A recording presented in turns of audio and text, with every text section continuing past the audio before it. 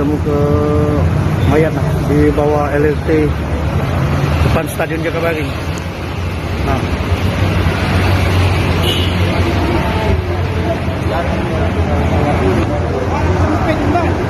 kayak di bawah itu kan mungkin dia atau mungkin maaf ya, mungkin gelandangan yang tidur di situ, mungkin ada penyakit dianya hingga meninggal dunia. Tapi untuk pastian lagi kita tahu penyebabnya nanti di hasil dari visum mayat nanti dari rumah sakit itu Bayangkara, untuk nanti kita cek visum segala macam untuk memastikan penyebab kematian. Tapi untuk identitas sendiri tidak ada.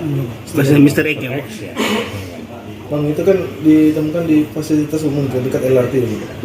Artinya sejauh ini nggak terlihat sama lalu lalang pengguna LRT itu. Ya, kayaknya betul, karena memang masyarakat yaitu tukang bersih ya, jalan ditemukan ada mungkin bau di situ.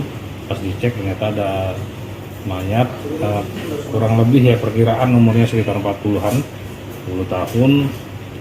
Kondisi memang sudah busuk, dan kita sudah datang ke TKP dengan polsek dan unit iden.